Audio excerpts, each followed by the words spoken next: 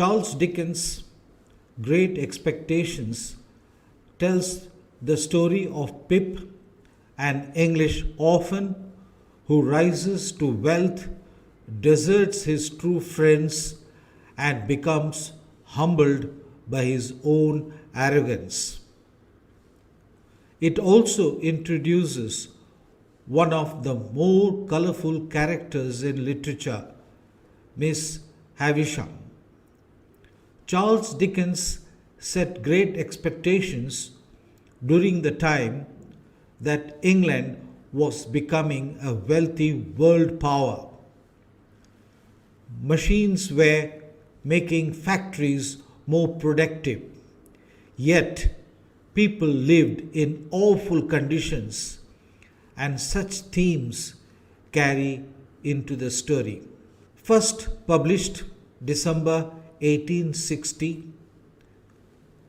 April 1861 in a weekly installments to a magazine, July 1861 as a novel in 3 volumes, November 1862 as a whole novel.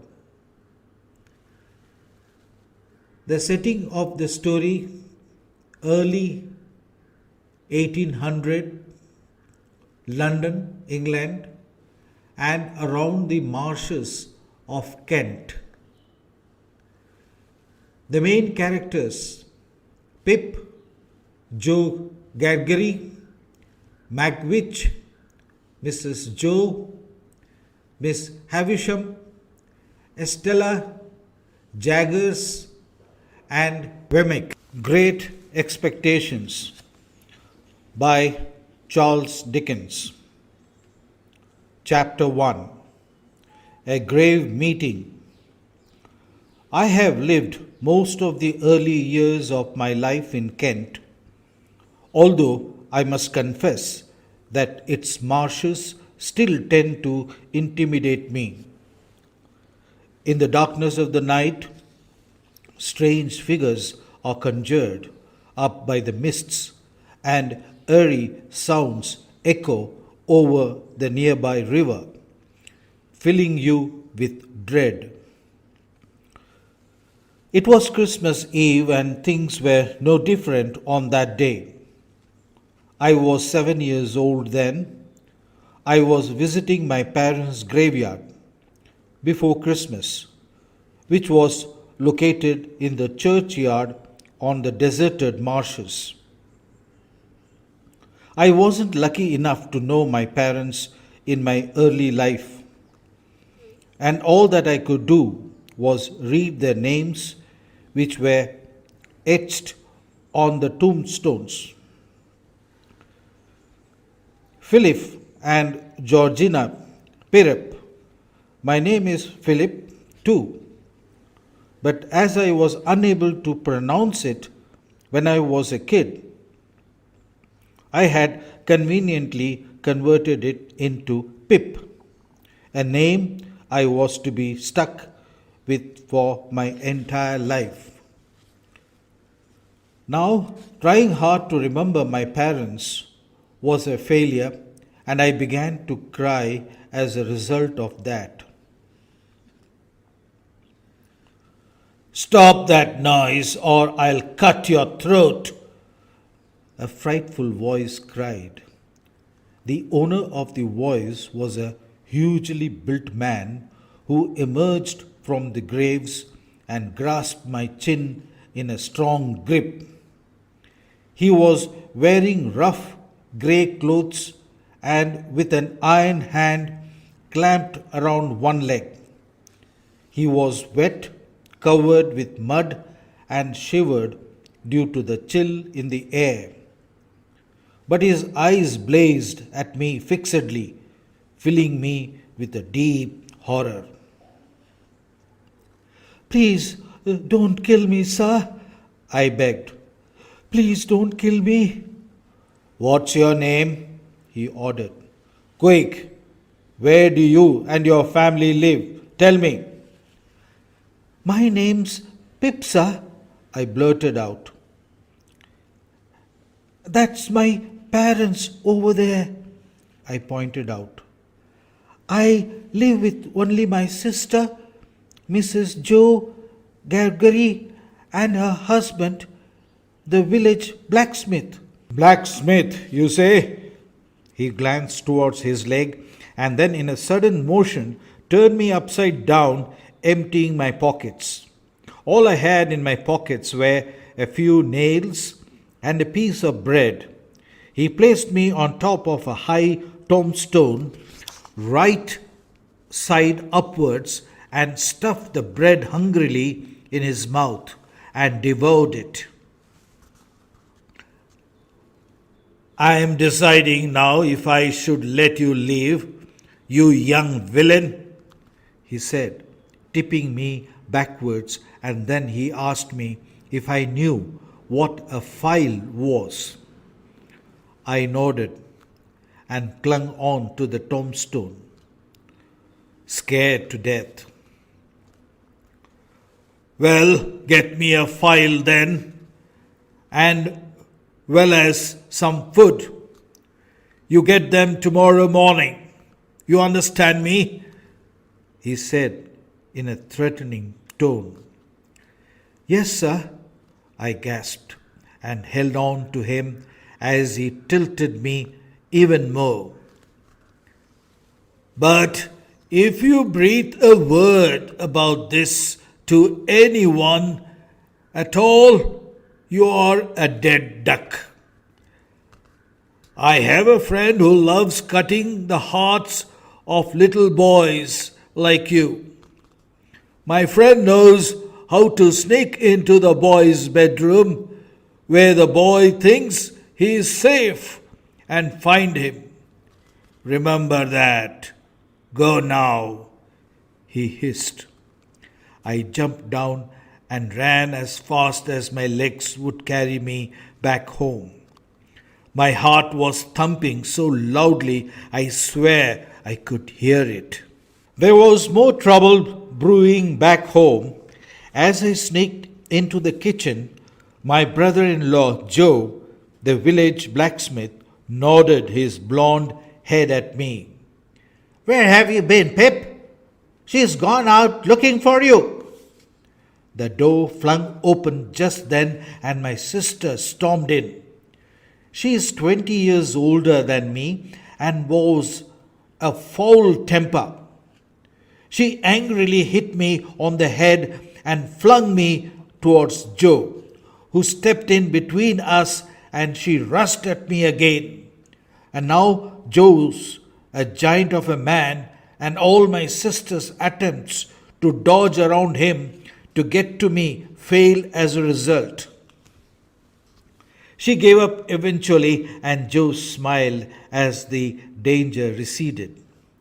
He pulled me towards the warm fireplace as my sister slammed pots and dishes in the kitchen. But even above that din, I heard a gun in a distance. What's that, Joe? I asked curiously. A warning gun from the present ship down on the river. A convict has escaped, Joe explained. It was fired last night as well to warn us about the robber or the murderer at large. A shiver went down my spine. My sister thumped the table to indicate her impatience, and we rushed to sit down for dinner. She buttered our bread and handed it to us as she complained about all the house cleaning she was doing to prepare for a party next day, Christmas Day.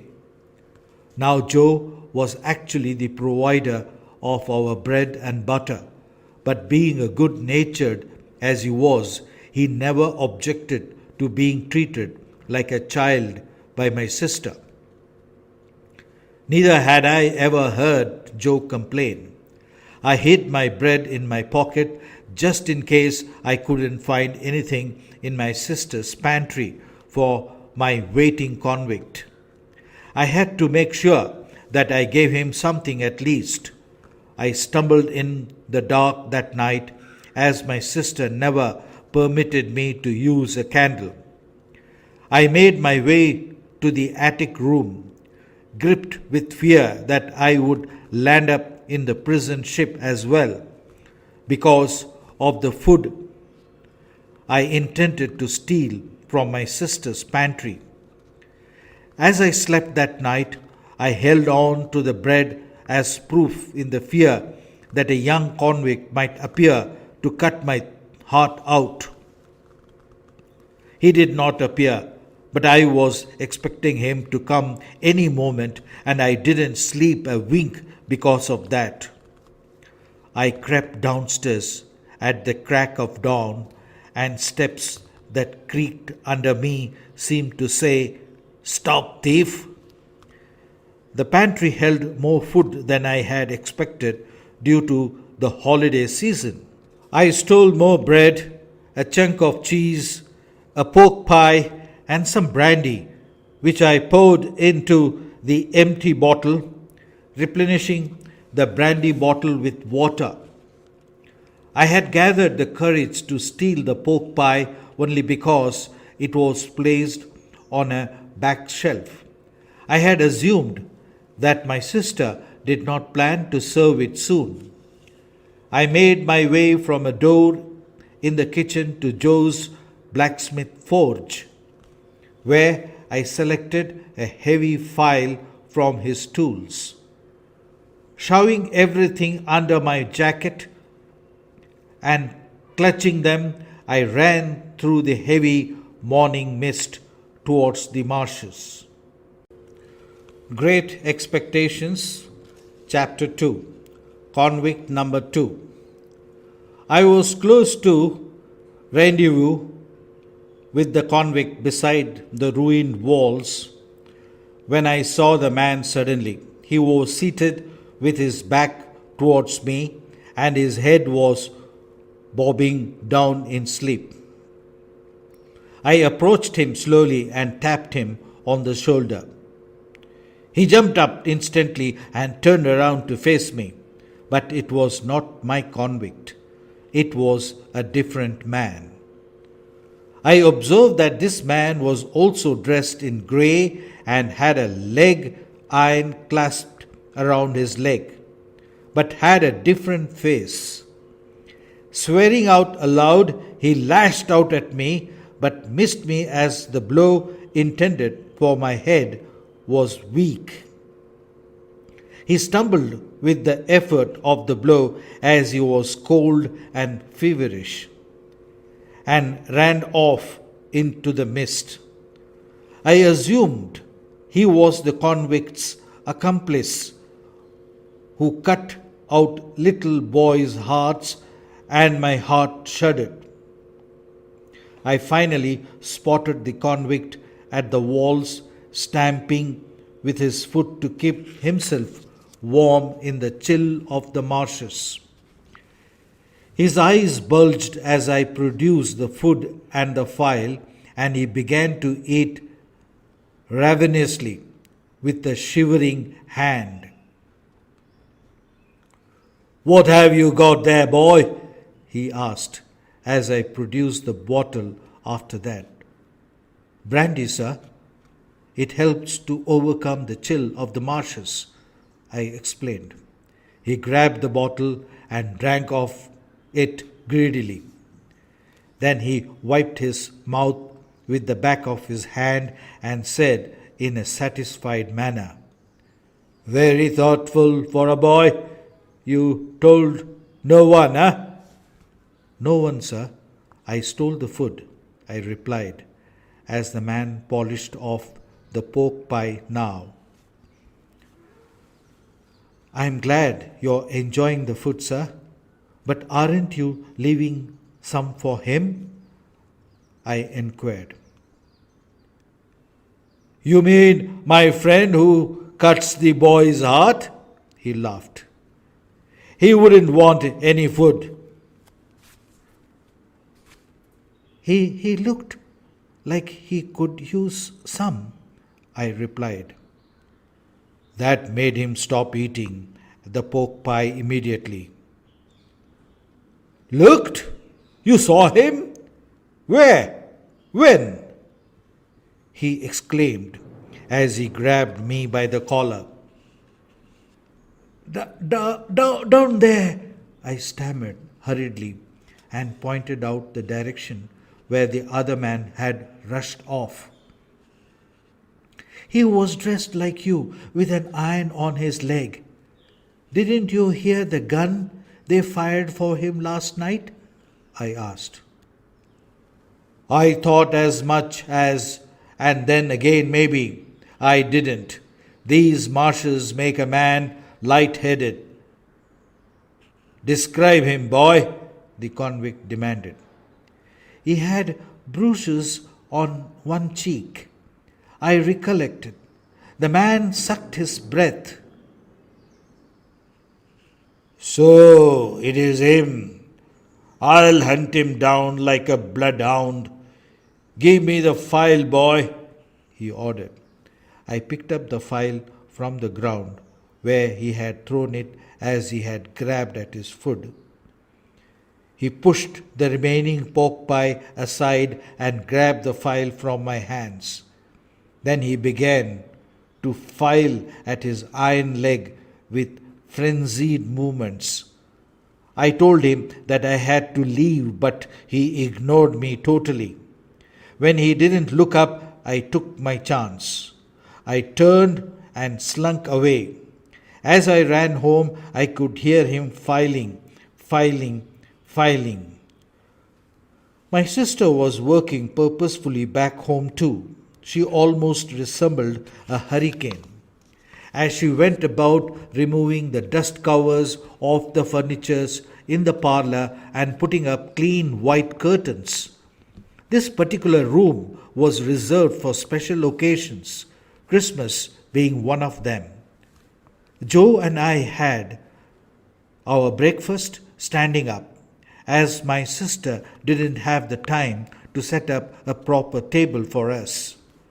My sister started cooking dinner even before we had finished our breakfast, as we were expecting guests.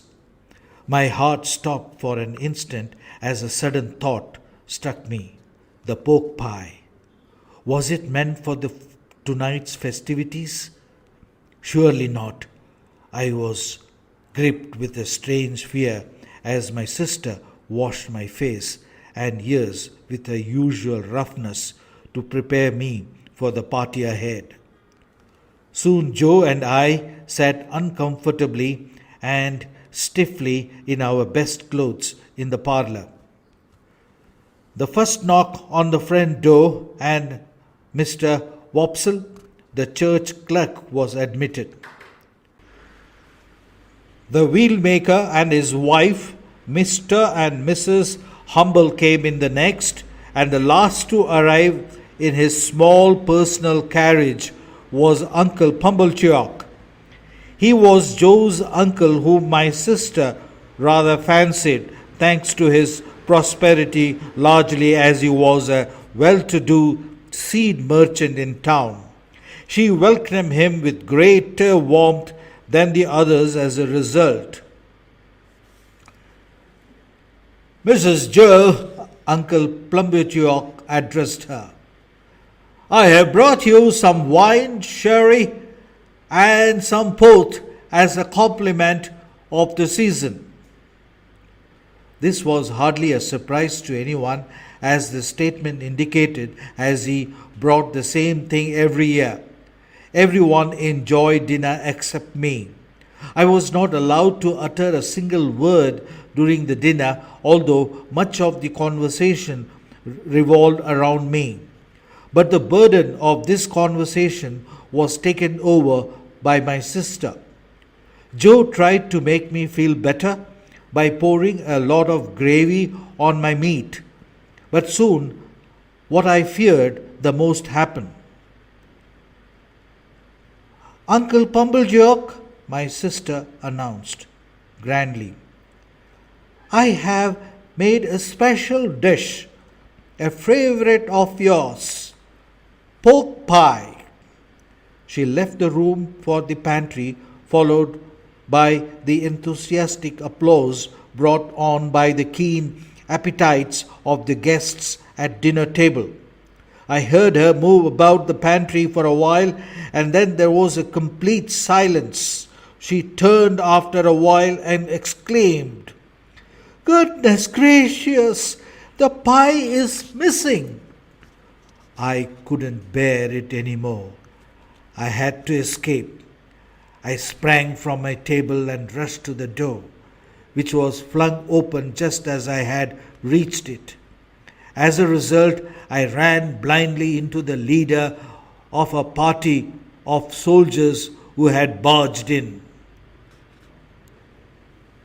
"Here you are then, lad, come on," he exclaimed as he thrust out a pair of handcuffs towards me. Chapter 3. Capture and Confession. "They know that I am a thief and have come to arrest me," were my first thoughts as I stumbled backward in alarm. I would have fallen if Joe hadn't grabbed my arm. The soldier, however, just smiled at me and addressed the gathering. "I apologize for the intrusion, ladies and gentlemen. Allow me to introduce myself. I'm a sergeant in the King's service, hunting down convicts along with my men. We require blacksmith services urgently." My sister pointed out Joe before he could respond. "That's the blacksmith, but what do you want with him on Christmas Day?" she asked the sergeant. "We need these handcuffs repaired as the lock is out of line. They will be required soon," the sergeant explained. My sister gestured for Joe to step forward and he inspected the handcuffs. "I will have to light my forge. It will take an hour to repair this," he stated after he had done so. "That's all right," the sergeant replied. "Our orders are to capture the convicts by closing in on them in the marshes before dusk. So we have plenty of time. Forge away." The soldier entered the house and stacked their arms in a corner, accompanying Joe into the forge to hasten the work. The sergeant, however, stayed back as Uncle Pumblejock invited him to the table generously and poured him some wine. The party became merry again, and although Joe's hammer was heard in the background constantly, the sergeant permitted us to accompany them and follow their soldiers to witness the capture of the convicts in return for the repair of the cuffs. However, only Mrs. Wopsley and Joe accepted this proposal. My sister allowed me to accompany the party, but not without a stern warning to Joe.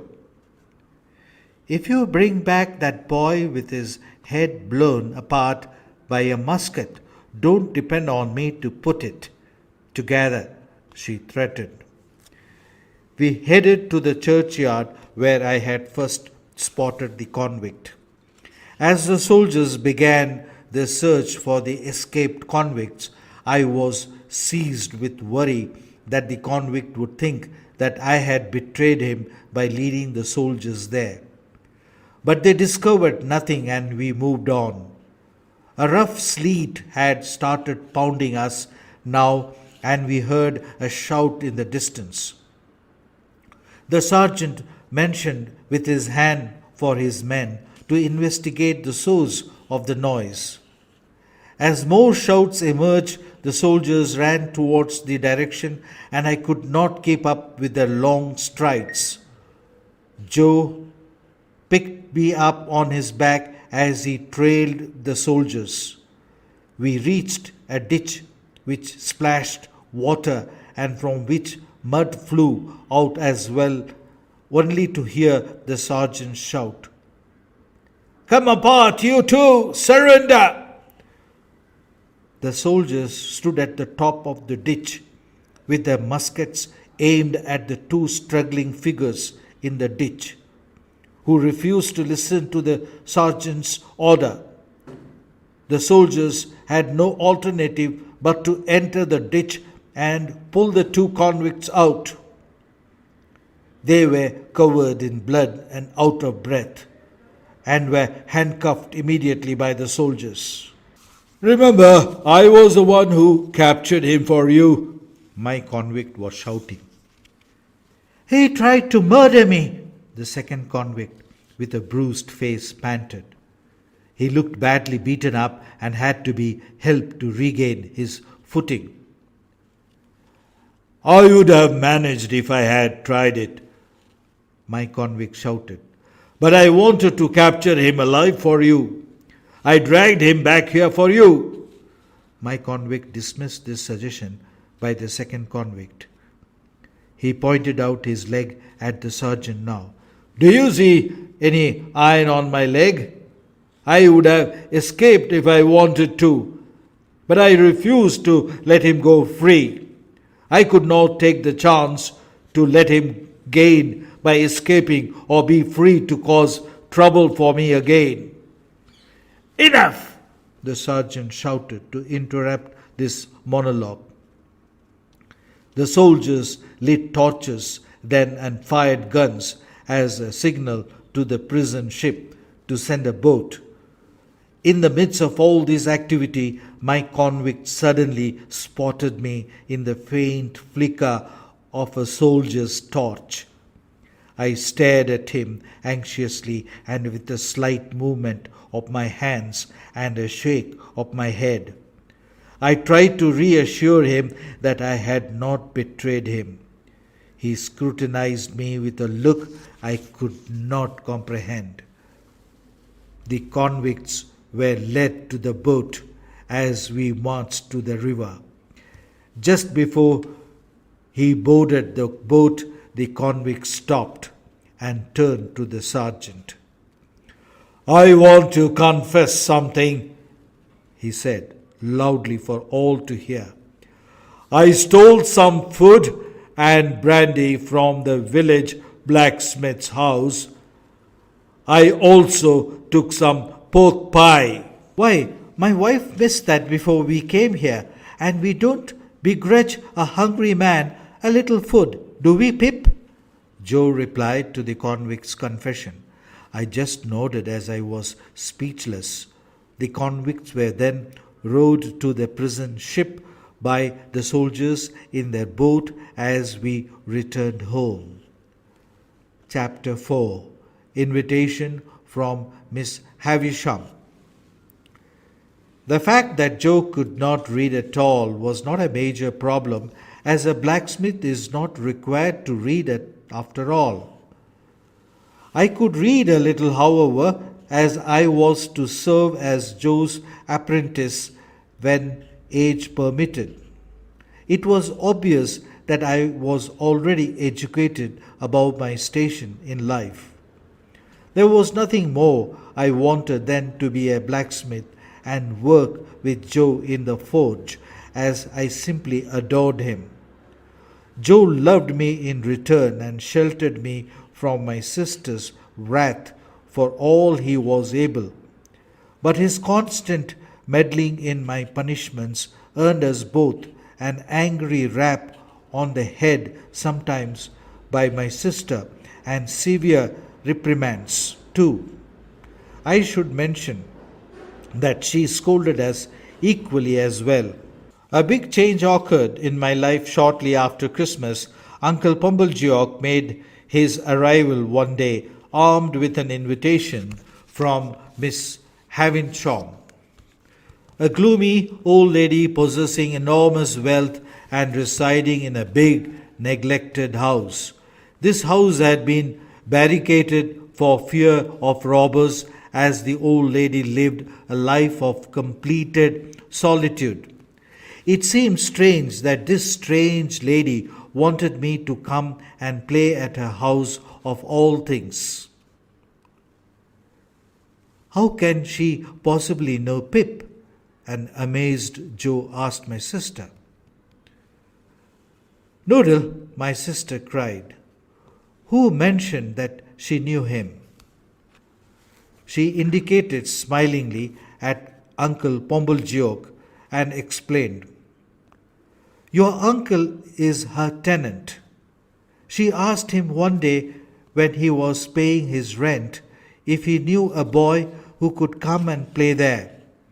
It is only because of the goodness of his heart that he mentioned this boy here. Move out of my way now, I'd better clean him up," she ordered and grabbed me.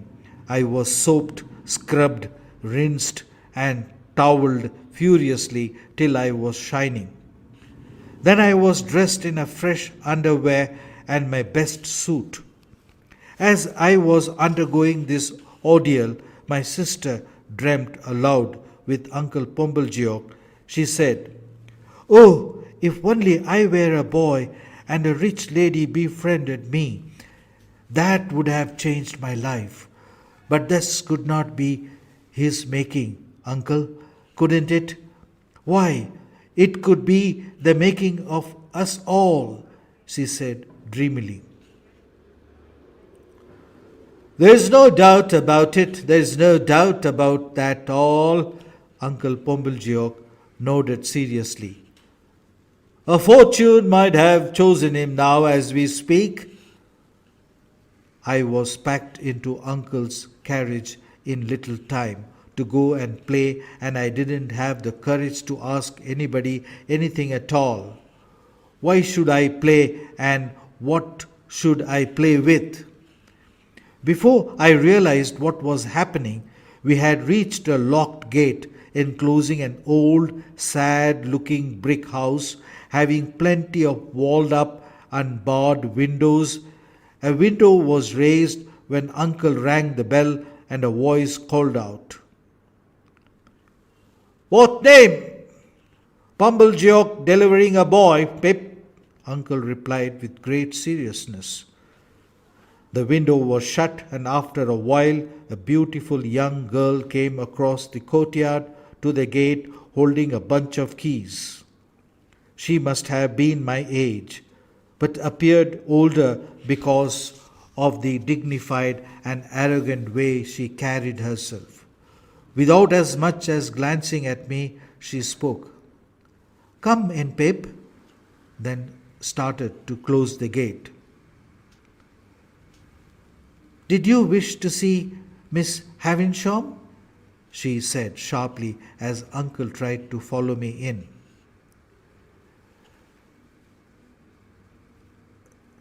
"If Miss Havisham wished to see me," a visibly uncomfortable Uncle Pumblechook replied. "Ah, but she doesn't." The girl slammed the door and shut on Uncle's face. We crossed the courtyard together, leaving Uncle Pumblechook behind with his pride badly hurt. We entered the house through a side door as the front door was chained shut. It was dark indoors, but the girl had left a candle burning on a table beside the door. I was led down many passages and up a staircase, and the girl said disdainfully several times, "Don't linger, boy. You'll get lost otherwise." We finally stopped as we reached a closed door where she said, "Go in." "After you, miss." I was more shy than polite. "Don't be absurd, boy. I'm not going in." She turned and walked away with the candle, leaving me alone in the dark. I was a little scared and knocked on the door nervously. A cracked voice asked me to enter. I found myself in a large room illuminated with candles. It gave the appearance of a lady's dressing room. A large gilded mirror sat atop a draped table, and dresses were scattered about on trunks which were half packed.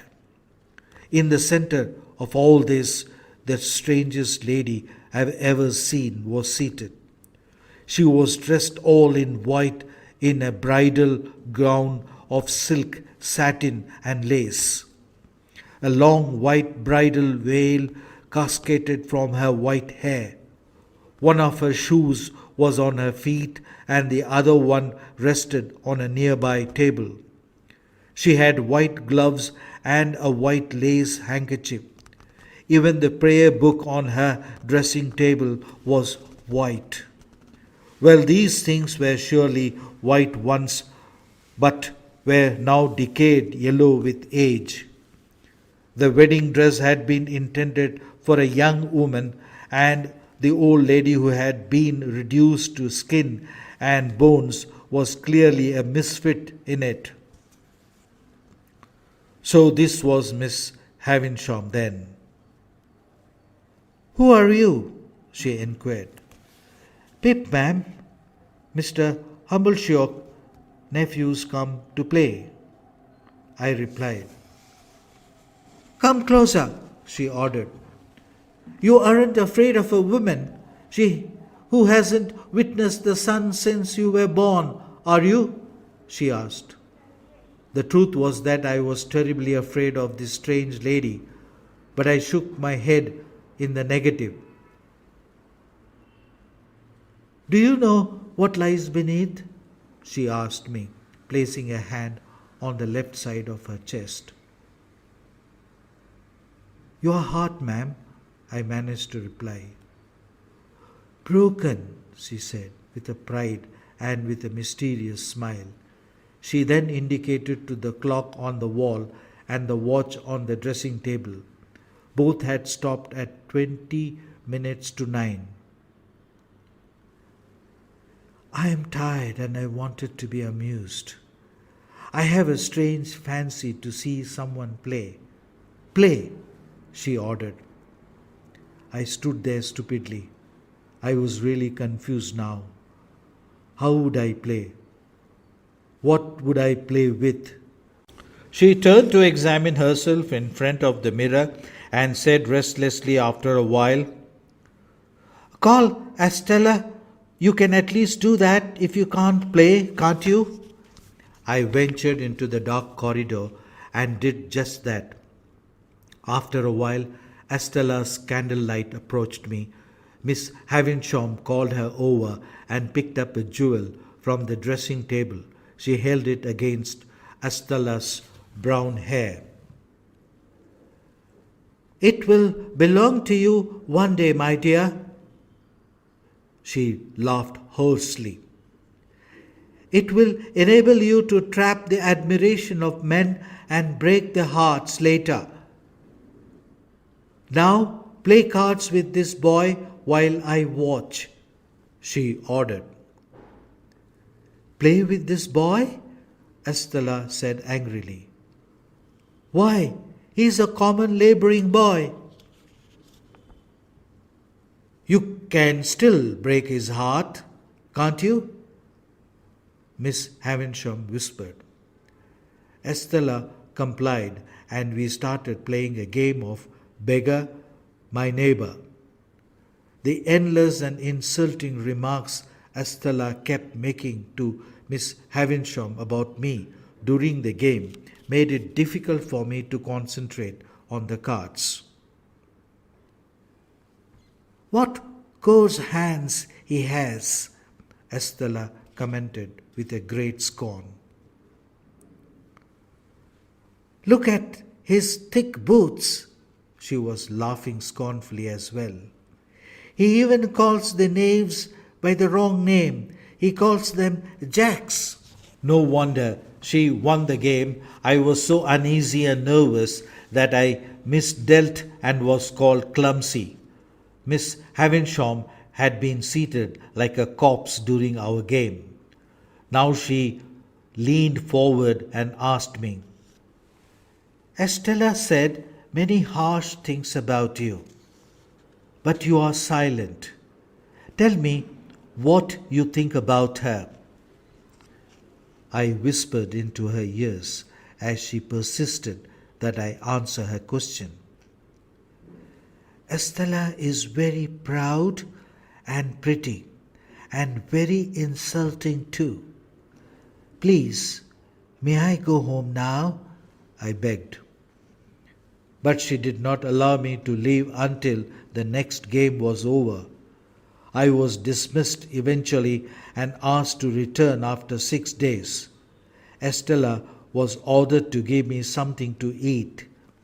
She gave me some bread and meat, and I felt as if a dog was being fed.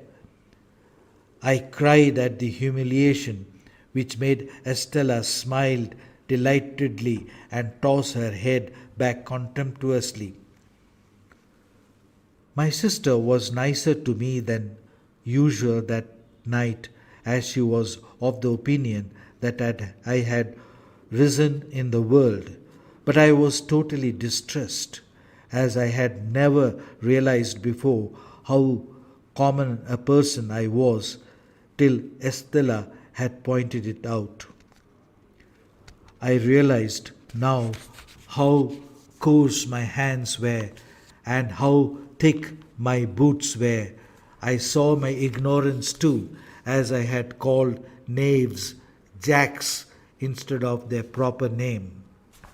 I was ashamed of my commonness because of Estella's beauty. The meeting with Estella that day transformed my life completely. Chapter 5. My First Kiss. Dutifully, I came back to visit Miss Havisham after a period of 6 days and was led by the vain Estella again to her. Miss Havisham greeted me by saying, "You do not play that well, boy. Are you willing to work?" I nodded and was instructed to await her in the dining room across the hall. Similar to her dressing room, this room too had curtains shutting out the daylight and was enveloped with an oppressive odor that was airless. The clocks here had stopped at 20 minutes to 9 as well. The main furniture consisted of a long table covered by a dusty cloth and that was almost rotting. It was as if in preparation of a feast, but the disgraceful silver stand that adorned the center of the table served to attract only ugly spectacled legged spiders. A yellow mound rested on top of the stand, and I could not recognize it at first. As cobwebs had surrounded it completely, I was so engrossed in watching the mice scurrying around the room that I did not notice Miss Havisham hobbling into the room with the help of a walking stick. "That's my bridal cake," she pointed with her stick at the yellow mound. Then she placed her twitching hands on my shoulder and ordered, "Get to work. You have to walk me around." We walked slowly round the room as she leaned on my shoulder. This was my work then, followed by a game of cards with Estella under Miss Havisham's watch, followed by a meal fit for a dog. This was a set pattern for the next 8 months, and so I grew less awkward at play, although Estella was always cruel towards me, always finding in me new faults to laugh at. But on 2 instances this routine varied and things were slightly different. Once, as I was led up the stairs by Estella, a gentleman was coming down them. "Who have we here?" He stopped as he saw me. "Just a boy," Estella said carelessly. He was a large man with a large head who looked at me suspiciously under black, bushy eyebrows, and it was difficult for me not to feel uncomfortable under the gaze of those eyes. "From the neighborhood?" he asked. "Yes, sir. I'm Pip, sir," I replied. He seemed to consider my answer for a moment and then waved me on. I erased him from the memory as he meant nothing to me at that time. The second incident was when Miss Havisham made us play for a longer duration than usual. Normally, I was so nervous that I played badly and lost, but this time, as I had more time at my disposal, I did fairly well at cards. Miss Havisham went to the extent of praising me. Estella must have been impressed too, for at the gate she turned and said, "Come here, you may kiss me if you want to." She turned me her cheek, and I kissed it. I would have given anything to kiss Estella, but I realized that she had spoken in the same haughty manner as the old lady had praised me. Estella was just imitating Miss Havisham, as if she was just tipping a common boy who had exceeded the expectations required of him. I could surely not treasure such a kiss. One day, Miss Havisham remarked that I was growing taller and asked me if the blacksmith still wanted me as an apprentice. I told her it was Joe's dearest wish. "Then maybe it should be turned into a fact. Let me see the papers," she demanded. I was taken to the town hall by my sister, Joe, and Uncle Pumblegeock, and registered as Joe's apprentice. Miss Havisham nodded her appreciation when I brought the papers for her to see, and she generously gifted me the grand sum of 25 guineas. "You have been a good boy, Pip, so here is your reward. Expect nothing else from me. You are never to come here again. Joe Gargery is your master now," she ordered.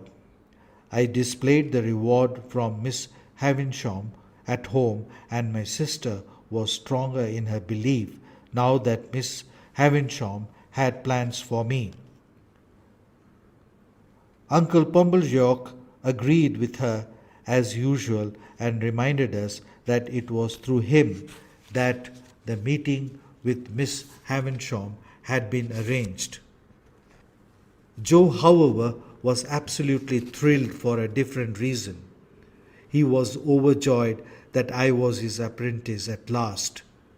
It had been my dream too once, but now I simply dreaded life as a blacksmith and facing the forge. Miss Havisham and Estella, with their riches and sophistication, had transformed me for life.